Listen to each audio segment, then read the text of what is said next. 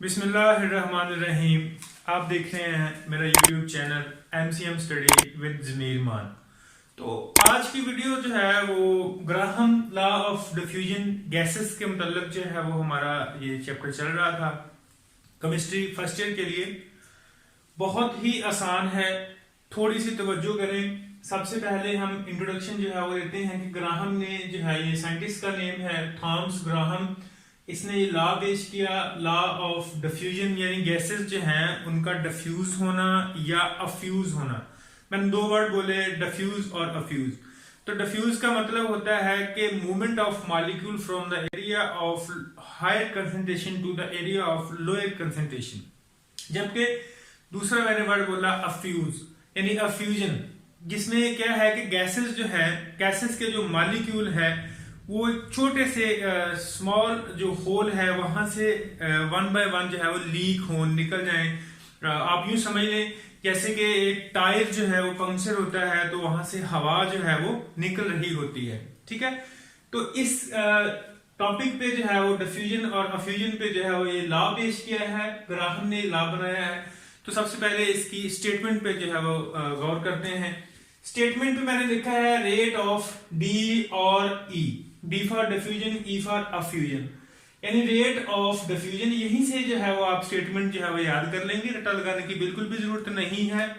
Rate of diffusion और effusion inversely proportional to square root. ठीक है, ये क्या है? Square root of its density. ठीक है, यानी रेट ऑफ डिफ्यूजन और effusion inversely proportional to the square root of its density keeping pressure and temperature constant। Pressure और टेम्परेचर को जब आप कांस्टेंट रखते हैं तो डिफ्यूजन या अफ्यूजन का जो रेट है वो क्या होगा? वो इनवर्सली प्रोपोर्शनल होगा डेंसिटी के, और उसका स्क्वायर रूट लेंगे। तो मतलब क्या स्टेटमेंट का कि अगर ये डेंसिटी कम है तो रेट ऑफ डिफ्यूजन अफ्यूजन बढ़ेगा, अगर ये रेट ऑफ डिफ्यूजन और अफ्यूजन कम होगा तो डेंसिटी जो है वो ज्यादा हो जाएगी। इनवर्सली प्रोपोर्शनल का मतलब यहाँ पर ये बन रहा है। अगर ये डायरेक्टली होता, ठीक है, तो उसका मतलब ये बनना था कि अगर एक चीज या एक मिकदार बढ़ रही है तो दूसरी भी बढ़ रही है, एक कम हो रही है तो दूसरी भी कम हो रही है। अब यहाँ पर इसको ड्राइव करते हैं। ड्राइव करने के लिए क्या है कि हमें पता है कि जब भी ये अलामत खत्म करते हैं तो एक बराबर की अलामत आएगी और एक कांस्टेंट आएगा। यानी अब हमारे पास जो है रिलेशन कुछ इस तरह से बन जाएगा, यानी रेट ऑफ डिफ्यूजन और effusion is equal to constant over square root of its density. मजीद इसको रीअरेंज करते हैं। रीअरेंज करने से क्या होगा कि देखिए डेंसिटी का जो स्क्वायर रूट है इधर क्या हो रहा है, डिवाइड हो रहा है, इधर आकर क्या हो जाएगा? मल्टीप्लाई हो जाएगा। यानी रेट ऑफ डिफ्यूजन और effusion multiply by square root of its density is equal to constant. ठीक है, तो ये हमारे पास रिलेशन बन गया। अब यहीं पे बात खत्म नहीं है। अब क्या है, कंसीडर करें कि दो गैसेस हैं आपके पास, एक 1 है 2 है, तो इट मीन उसका रेट और उसकी डेंसिटी 1 के लिए 1 है और कांस्टेंट है। इसी तरह से रेट सेकंड जो है वो गैस के लिए डेंसिटी 2 है और ये कांस्टेंट है। ये 1 इक्वेशन कह ले, इसको 2 कह ले।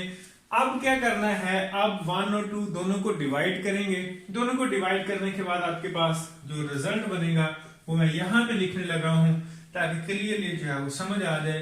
अब 1 और 2 को डिवाइड करेंगे और रेट को R से जो है वो रिप्रेजेंट कर लें। ठीक है, यानी R1 over R2 is equal to the square root of D2 over D1।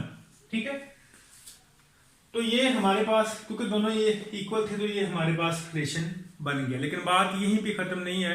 बात ये है कि डेंसिटी जो है किसी भी गैस की वो डायरेक्टली प्रोपोर्शनल होती है। यानी कि आप समझ लें कि डेंसिटी जो है वो डायरेक्टली प्रोपोर्शनल है molar mass of that gas. ठीक है, तो डेंसिटी जो है वो डायरेक्टली प्रोपोर्शनल है मोलर ऑफ अ गैस। तो डी की जगह पे आप डेंसिटी जो है वो लिख सकते हैं R1 R2 is equal to the square root of m2 over square root of m1.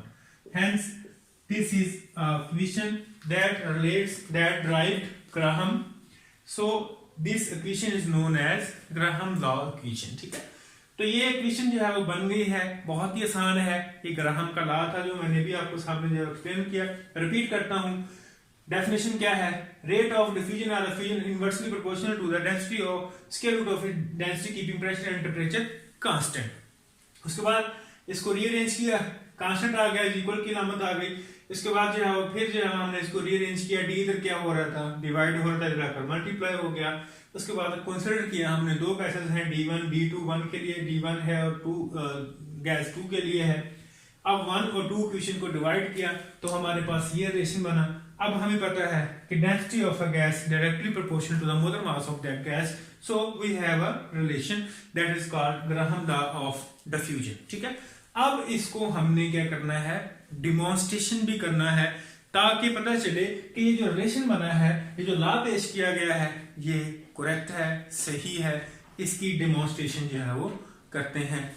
चलें जी, तो डेमोन्स्ट्रेशन जो है वो देख लेते हैं। ग्राहम लॉ की जो लॉ हमने बनाया है, डेमोन्स्ट्रेशन जो ऐसे कैसे करते हैं, तो लेबोरेटरी में इसको कैसे प्रूव किया जाएगा।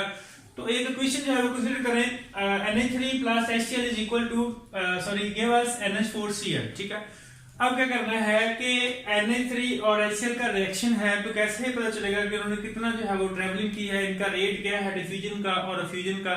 तो उसके लिए क्या करना पड़ेगा, आप एक 100 सेंटीमीटर जो है उसकी एक ट्यूब ले शीशे की। ठीक है, इस तरह से जो है वो आपको डेमोन्स्ट्रेशन जो है वो बता रहा हूं।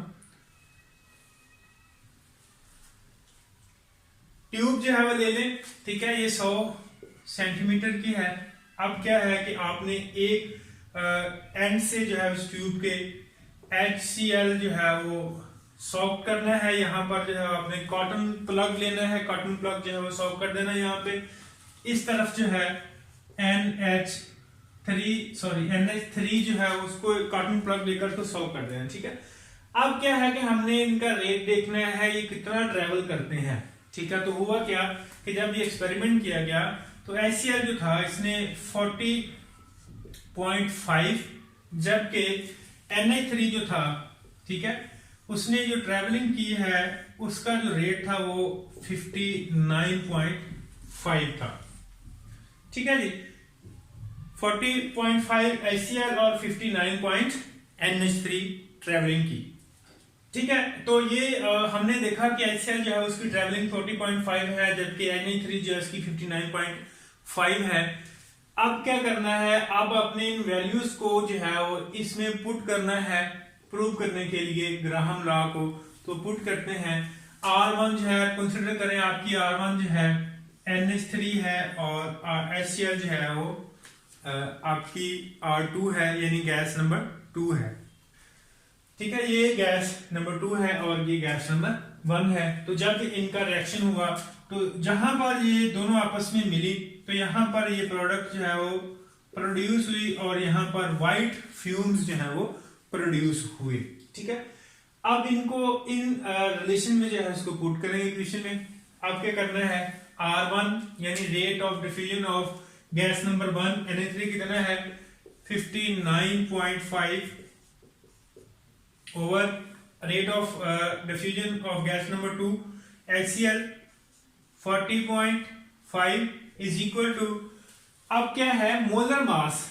अब मोलर मास कैसे कैलकुलेट करेंगे, M2 जो है हमारे पास HCl है, ठीक है, और M1 जो है NH3 है। ठीक है जी, अब मोलर मास जो है वो कैसे कैलकुलेट करना है, देखें HCl हाइड्रोजन और Cl है। Cl का जो मोलर मास है वो 35 है, हाइड्रोजन का जो है वो कितना है 1 है। तो दोनों को प्लस करें तो हमारे पास 36 आ जाएगा। तो अब यहाँ पर लिख लेंगे 36 और उसका अंडर रूट। इसी तरह से NH3 है, नाइट्रोजन है और प्लस उसमें 3 हाइड्रोजन है, हर हाइड्रोजन का एक मोलर मास। इसी तरह से N जो है इसका 14 होता है, टोटल जो है प्लस करें तो 17 आंसर आएगा। तो ये मोलर मास होगा N1 गैस नंबर 1 का। तो इसको पुट कर दें, यानी molar mass of gas 1 that is NH3 and molar mass is 17। ठीक है, अब इसको कैलकुलेट करेंगे कैलकुलेटर की मदद से। तो आपके पास जो आंसर आएगा 1.46, इधर भी 1.46, तो hence Graham law is verified. ठीक है, तो डेमोन्स्ट्रेशन से भी हमें पता चला ग्राहम लॉ ने जो रिलेशन बनाए, इक्वेशन जो बनाई है, ये वेरीफाई हो गई। अब क्या है, तो रिपीट करता हूं कि ये किस तरह सारा प्रोसेस हुआ। हमने क्या किया कि NH3 HCl दो गैसेस ली, इनको जो है वो रिएक्शन करवाया, एक ट्यूब ली और 100 सेंटीमीटर की थी, हमने जो है वो इनके कॉटन सॉफ्ट जो है प्लग इसमें किए और इसी तरह से NH3 का भी किया इस एंड से। तो दोनों की ट्रैवलिंग रेट को देखा, तो ये रेट को देखा तो HCl जो है 40.5 जो है वो ट्रेवल किया, जबकि NH3 जो है 59.5 ट्रेवल किया। अब हमने इस इक्वेशन में इन वैल्यूज को पुट किया। 59 पॉइंट जो है वो NH3 R1 rate of diffusion of gas number 1, इसी तरह से R2 जो है वो rate of diffusion of gas number 2 HCl, और मोलर मास जो हमने कैलकुलेट किया, M2 गैस नंबर 2 का मोलर मास जो है वो हमने कैलकुलेट किया, क्लोरीन 35 है, प्लस 1 36 हो गया। इसी तरह से NH3 का कैलकुलेट किया तो वो 70 था, इसको कैलकुलेट करेंगे तो 1.46 इज इक्वल टू 1.46 ही आंसर आएगा। ठीक है, उम्मीद करता हूं आपको ये समझ आ गया। कहीं भी कोई भी क्वेश्चन है या आप अपने टॉपिक जो है वो मुझसे पूछें कि सर ये बता दें, तो मैं इंशाल्लाह उसकी वीडियो नेक्स्ट अपलोड कर दूंगा। Thank you so much for watching this. Okay, Allah Hafiz.